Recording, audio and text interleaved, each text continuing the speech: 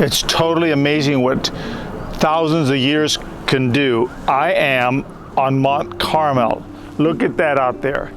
That is the Haifa harbor, and Mount Carmel is above the harbor. So we took a train, an underground tunnel train, which is really fun, right up to the top of Mount Carmel. And it was right here, thousands of years ago, that Elijah and the prophets of Baal met to duke it out to see who was God.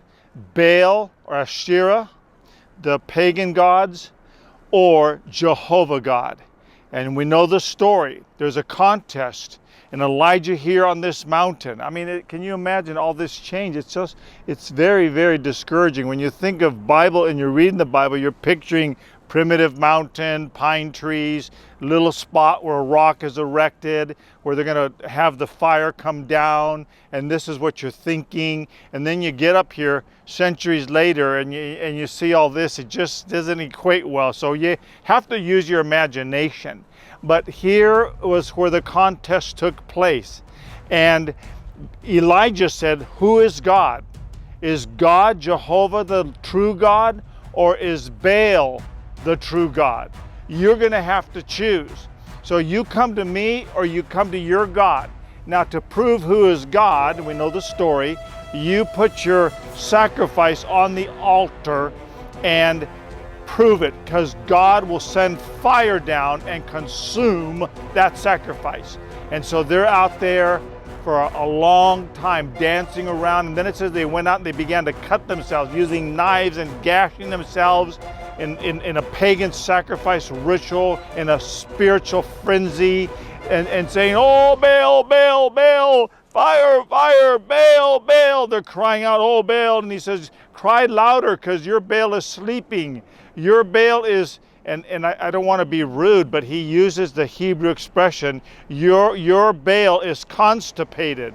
And he's just mocking them and showing, listen, your Baal is no Baal. See, Israel, you've been serving the wrong God. And then Elijah says, watch this.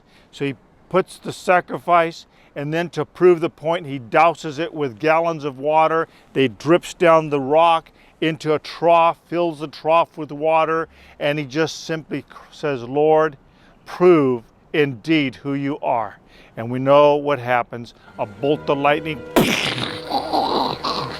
comes down. It's so intense, so long. This carcass is fried. I mean, it's pulverized into ashes, and the fire still is just intense, and it starts snapping and popping rocks. The rocks are breaking apart with the heat, and just as fast as the lightning came, it disappears, and all you have is steam ascending up, and all the Israelites hit the deck, fall on the ground, their jaws are dropped with awe. Oh God, we have failed. We have not served you. You are the true God. Don't consume us. And then the Baalites and the worshipers of Asherah, there's about 800 of them, 600 to 800. They close their eyes and they're going, let's get out of here. It doesn't look too good for us. I think we've been embarrassed, and I don't want to be seen around here. And Elijah says, seize those prophets. Sees them sneaking out of town, and he grabs them. And I can't believe the power of the Lord through Elijah.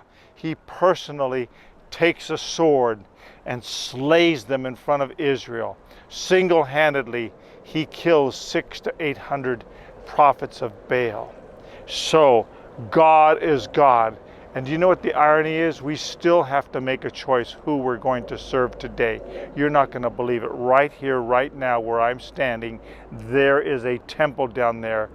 And that temple is a Baha'i temple, and it goes all the way down to the harbor.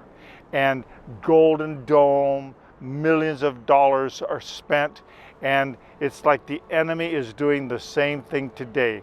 We have to make a choice. Is it the Lord God of Israel, Jesus, the Messiah, that we're going to serve, or are we going to serve a false God that is interceding to get people, to draw them to them? No, we are serving the true God of Abraham, Isaac, and Jacob, the true God, and Jesus, the Messiah, who came to point the way. There is still the choice to make in our life.